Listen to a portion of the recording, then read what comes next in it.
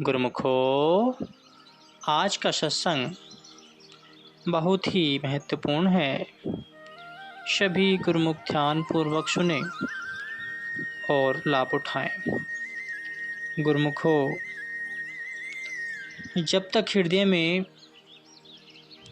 नाम नहीं बसेगा, इंसान सुखी नहीं हो सकता। नाम कहाँ से मिलता है? नाम सत्संग से मिलता है। सत्संग किसको मिलता है? जिस पर मालिक की कृपा होती है। गुरुमुखों के कितने उच्च भाग्य हैं जो दुखों से निकलकर सुखों के भंडार में आ गए। संसार में गौर से देखा जाए तो आरंभ में दुख, मध्य में दुख और अंत में भी दुख ही दुख हैं। वो कैसे हैं? जब इंसान जन्म लेता है तो दुख, जवानी है तो माया में जकड़न दुखी, अंत में बुढ़ापा आया तो दुखी। जिसने भक्ति नहीं की वह जीवन पर्याप्त दुखी रहेगा और अंत में मायावी ख्यालों के कारण उसे 84 का बंधन भुगतना पड़ेगा। अब यदि इंसान को सुख की लालसा है, चाहना है, तो सुख का जहाँ केंद्र है वहीं से मिलेगा। प्यास कहाँ से बुझेगी? जहाँ पानी का स्थान होगा। चश्मा है, रेगिस्तान में प्यास नहीं बुझ सकती। विषय विकारों में, दुनिया के धंधों में और माया में गलतान रहकर सुखी नहीं हो सकता। गड्ढे में गिरना तो बड़ी बात नहीं है, पर ऊंचाई पर चढ़ना बहुत बड़ी बात है। ऊंचाई क्या है? मालिक की भक्ति। नाम की कमाई सुखदाई है। अतः नाम और भक्ति की कमाई करके अपना लोक और परलोक खुशहाल बनाने में ही जीवन की सार्थकता है। गुरुमुखो, जिनके विचार पवित्र हैं उनके लिए इस घोर कलयुग के समय भी सतयुग है, और जिनके विचार मलिन हैं, अपवित्र हैं, उनके लिए सतयुग, त्रेता और द्वापर युग भी कलयुग की तरह है। क्या हिरण्यकश्यप के लिए वह सतयुग था? क्या रावण के लिए वह त्रेता युग था? क्या कंस और दुर्योधन के लिए द्वापर युग था? वे सब अपने अपवित्र विचार और अशुभ कर्मों के कारण इस युग में भी कलयुग से भी बदतर थे।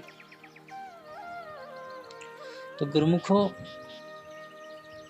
यह कुदरती नियम है कि मनुष्य जैसी संगति करता है वैसा ही उस पर रंग चढ़ता है।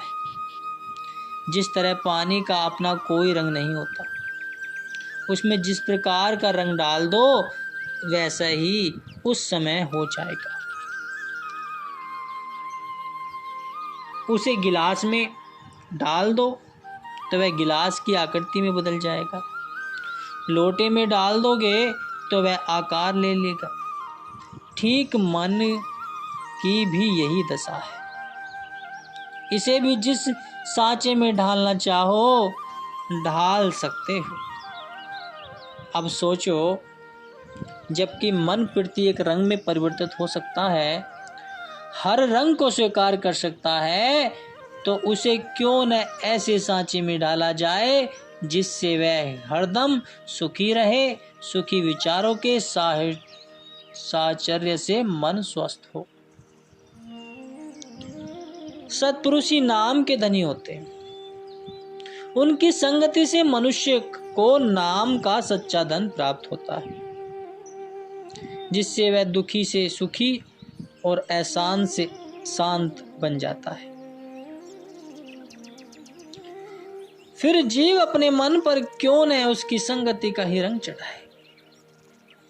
संत बार बार चिताते हैं कि भटकना छोड़कर शीघ्र ही संत जनों की शरण ग्रहण करो, जिससे उनके बताए हुए मार्ग पर चलकर जीवन को खुशहाल कर सको। महापुरुषों की वाणियां हैं कि सच्चा सुख कहाँ है और कैसे मिल सकता है। तो कहते हैं कि गुरु की सेवा सदा सुख पाए, संत संगति मिली हरि गुण गाए। गुर सेवा ते आपू पछाता, अमृत नाम बसे सुखदाता। कि सुख देने वाली वस्तु क्या है? फरमाते हैं कि सदगुरु दरबार की सेवा और मालिक के नाम का सुमरन ही सच्चा सुख देने वाला है। जिसके दिल में मालिक का नाम बस जाता है, वह खुशियों से भरपूर हो जाता है। वह नाम और भक्ति के सच्चे धन को पाकर मालामाल हो जाता है। तो गुरुमुखो, नाम का सच्चा खजाना, परमार्थ और भक्ति का भंडार जीव के अपने अंदर ही भीतर विद्यमान है। इसका भेद सत्पुरुषों की कृपा से ही ज्ञात होता है, पता चलता है। इसमें संशय नहीं है कि कोई आश्चर्य वाली बात नहीं है कि इस अमूल्य संपत्ति को प्राप्त करने के लिए पुरुषार्थ और कमाई जीव को स्वयं करनी पड़ेगी। ये कार्य मनुष्य को खुद से ही करना पड़ेगा और वह अपने पुरुषार्थ से, अपनी मेहनत से ही उसे प्राप्त कर सकेगा। परंतु जब तक भेद ही नहीं मिले, उसे प्राप्त करने का यत्न कैसे किया जा सकता है? धन यदि किसी के घर में दबा हुआ हो और उसे स्वयं ज्ञात न हो, उसे पता नहीं हो, तो वह उसका लाभ कैसे उठा सकता है? आम संसार की भी यही दशा है कि धन घर में दबा पड़ा है, परंतु भेद न जानने के कारण, जानकारी न होने के कारण कंगाल है। इस वास्तविकता का भेद केवल सत्संग से ही ज्ञात हो सकता है। सत्संग के प्रकाश में ही सत्य असत और सार असार की पहचान होती है और तब जीव सार वस्तु को ग्रहण करके मालामाल और निहाल हो जाता है। मनुष्य की जितनी दौड़ धूप है, जिस रूप में यह कार्य कर रहा है, सब कुछ ही मन के नेतृत्व में कर रहा है। मन की पहुंच तो देह और इंद्रियों तक ही सीमित है। क्या किसी ने आज तक शरीर, मन और इंद्रियों से सच्चा सुख प्राप्त किया है? नहीं। जब तक मनुष्य स्वयं को इनसे ऊपर नहीं उठाएगा, कभी भी सच्चा सुख नहीं पा सकेगा। इनसे ऊपर कैसे उठा जाएगा? जब इसे सत्पुरुषों की संगति मिलेगी। संतों की संगति में आकर विचारों का कांटा बदल जाता है। उसकी सुरती में आठों याम मालिक के नाम की गूंज होती रहती है। यह संतों की पवित्र संगति का प्रताप है। सत्संग के बिना ज्ञान और विवेक नहीं होता। मालिक की कृपा के बिना जीव को सुगमता से सत्संग नहीं मिलता। सत्संगति आनंद और प्रसन्नता को देने वाली है। समस्त साधन इसके फूल और सिद्धि इसका फल है। संतों की संगति के बिना जीव के विचारों में परिवर्तन नहीं आता। जिस पर ईश्वर की कृपा हो जाती है, उसे जाने अनजाने में भी सत्संग मिल जाता है, जो संपूर्ण खुशियों का खजाना, आनंद का भंडार और सब सिद्धियों का दाता है। महापुरुषों की संगति ऐसे है जैसे मरुभूमि में मरुद्वीप हो। मरुभूमि में कोसों तक जल प्रवाह का चिन्ह नहीं होता। जहाँ तक दृष्टि जाती है मरु प्रदेश ही दृष्टिगोचर होता है, जिसमें तपती झुलसती बालू और लू के अतिरिक्त कुछ नहीं होता। उसी मरु प्रदेश के मध्य कहीं कहीं एक आध मरुद्वीप भी होता है, जहाँ पेड़ों की सुगंध छाया होती है और शीतल जल का स्रोत भी होता है।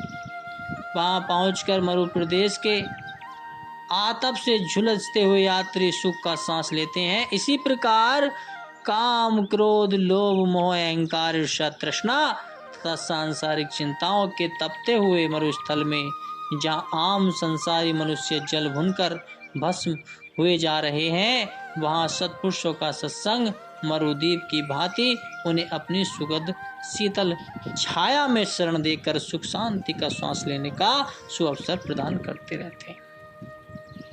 इसलिए कहा गया है कि सत्पुरुषों की संगति एक अमूल्य निधि है, जो अत्यंत सौभाग्य से उन जीवों को प्राप्त होती है जिनके पूर्व जन्मों की कुछ शुभ कमाई होती है और जिन पर मालिक की कृपा दृष्टि होती है। मनुष्य जीवन का एक एक पल अत्यंत मूल्यवान एवं दुर्लभ है। इस समय यदि मनुष्य अचेत रहा, अनजान रहा, अज्ञानी बनकर रहा, तो अपने लिए जन्मों का बंधन भी क्रय कर सकता है।